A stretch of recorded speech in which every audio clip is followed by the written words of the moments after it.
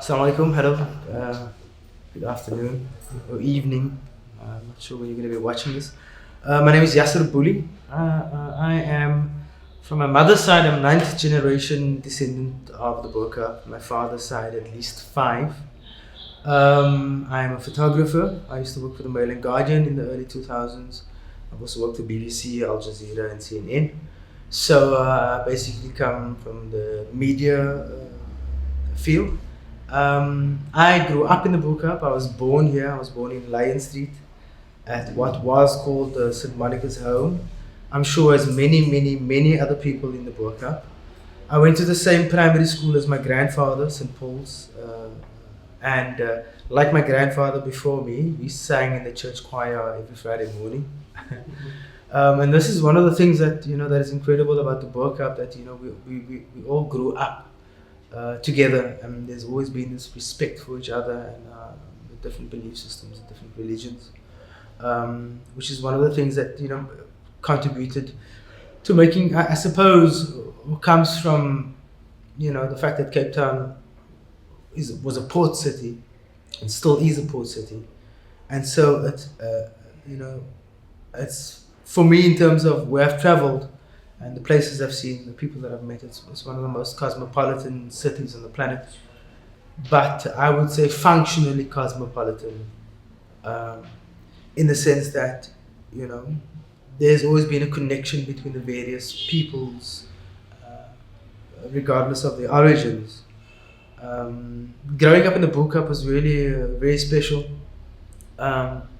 because I had the privilege of growing up in my grandparents' house in Upper Bloom Street, all the way on the top. And from the balcony and from the kitchen window, we could look out across the Bo-Kaap and see the Tanabaru, which is up the road here, and it's the first Muslim cemetery in this country. And it's also the place where our respected elders and our ancestors are buried. What we would call our awliya, or the kramats. And it was very special to have that in my awareness on a daily basis, in the sense of these are the people who I descend from. And also with regards to the kind of stories that my grandmother used to tell me about these people, and what has been passed down.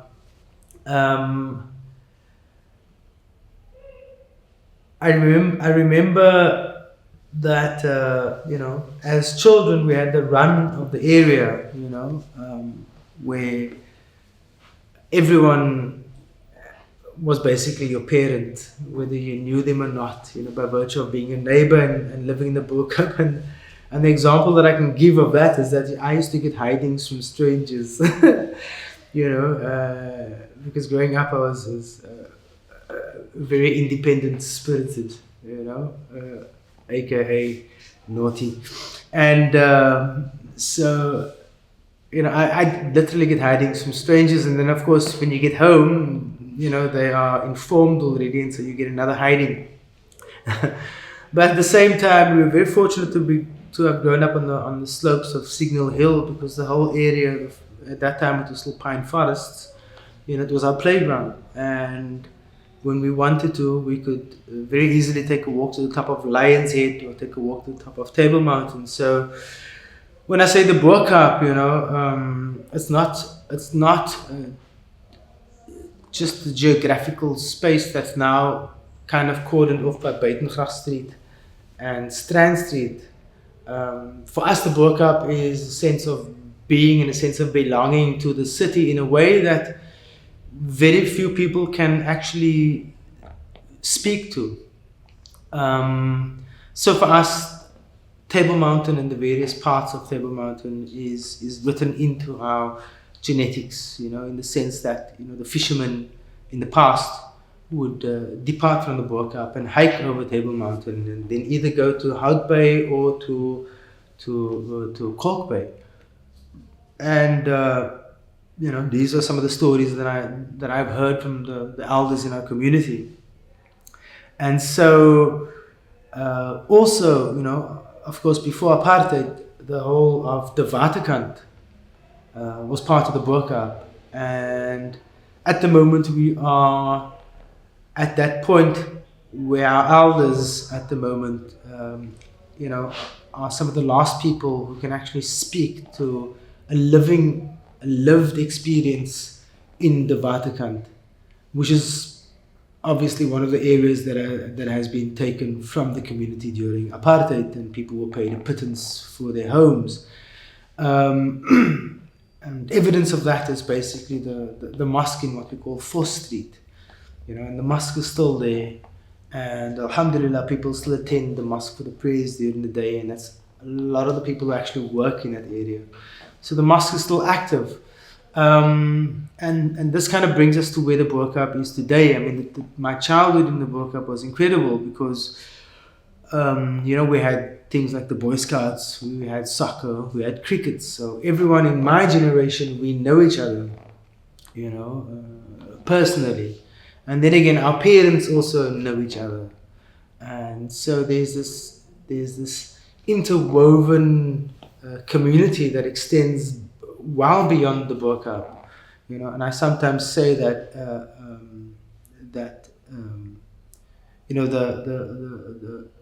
the Cape Muslim community is it's almost like it's like the hidden mycelium. If you look at a forest, and with all the research that's coming out now, they're finding out that there's a mycelium that extends through the entire forest that connects all the trees and all the plants.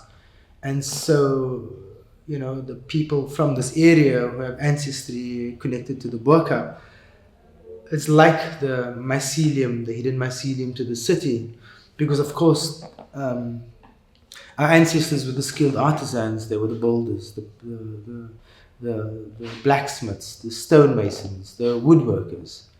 And sometimes I say to people that we powered globalization, which is an existential fact. Because Cape Town, being as prominent as it was at the time, of global exploration and trade, and yes, colonization as well, was a key city, and it ranked up there with New York and Paris and all of the rest of it. And so my people were like I said, they were the artisans, the builders. They were also the traders. They were the fishermen. They were the vegetable brokers. They did the washing, the wasvrouwens and the washuise. So literally they provided the kind of the manpower and the infrastructure to power this city. And so this is quite ironic when you take, especially today, and you look at the Bo-Kaap and you look at how the heritage, the living heritage and the living culture that we have is disrespected systematically, in the way that there are no legal mechanisms to protect the living culture of this area, which is being gentrified to the hilt by people who are not from here, who don't have a stake in this place, who don't have a multi-generational connection to this place, which is problematic. When you consider that Afrikaans is from here, that we were the builders of the original city and also the towns around Swellendam, Stellenbosch, Paarl, the early settlements. It's not a lot of respect being shown to this community and what it represents. I heard Father Michael, who used to be at St. George's Church, make a very interesting speech at the mosque in District 6, where he said that the notion of radical generosity is something that comes from the Muslims. And it's the first time I heard the word, but when I think about it, it makes a lot of sense. He went on to say that, when Christianity arrived, it was the vehicle for slavery and oppression and racial superiority. And in fact, the first liberation theology was Islam. And we can attest to that by the fact that Robben Island houses one of our kramats, one of our, for lack of a better word, saints, as well as the founder of the ALMAL Masjid, which is the first mosque in Dorp Street, a gentleman by the name of Tuan Guru, who also penned the first Afrikaans using Arabic transliteration.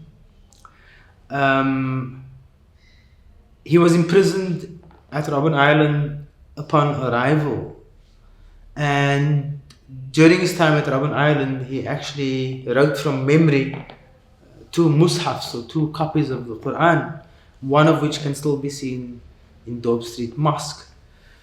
So the bottom line is that, this wealth and rich cultural heritage and the physical manifestation of the survival of this proto-culture in a very special corner of Africa called the Bo-Kaap is under threat.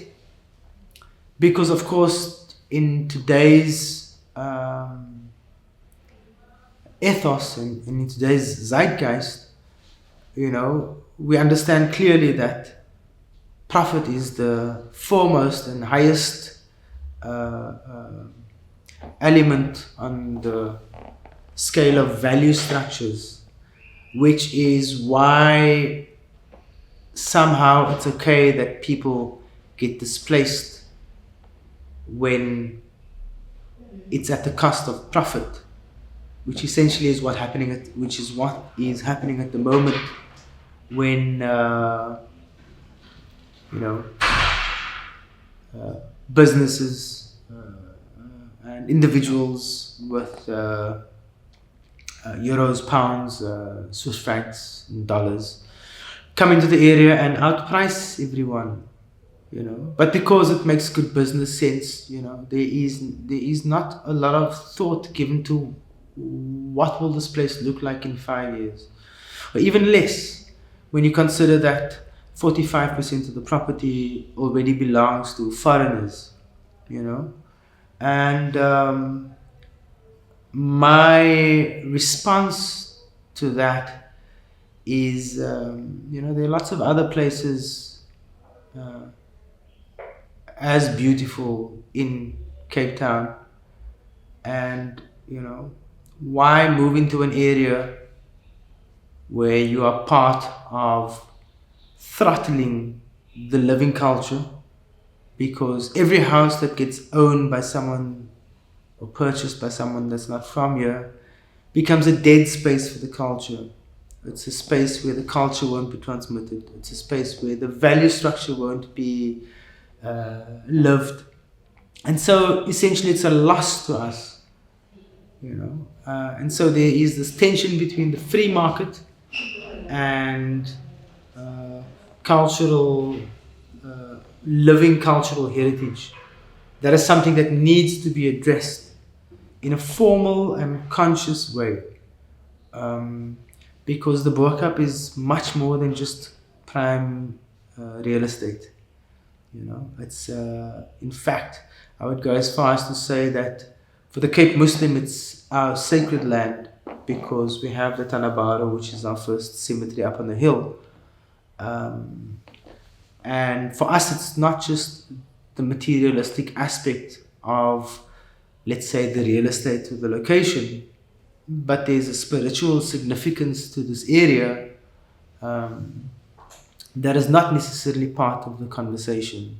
That certainly is not part of the real estate pitch when estate agents are selling to millionaires and billionaires from across the sea. So personally, I'm engaged in a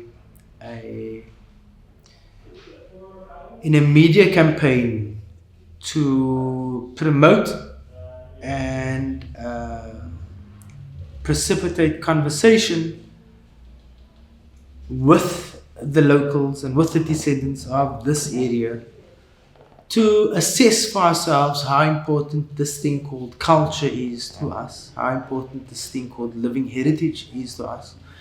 And then essentially, what we are willing to do or not to preserve this.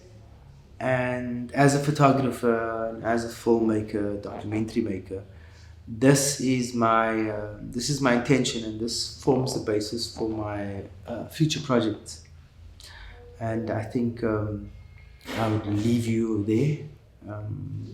And I'm happy to have this opportunity to be able to have a conversation and to spread this conversation and to hopefully contribute towards an appreciation of the role that this tiny community has played within the confines of the city, but then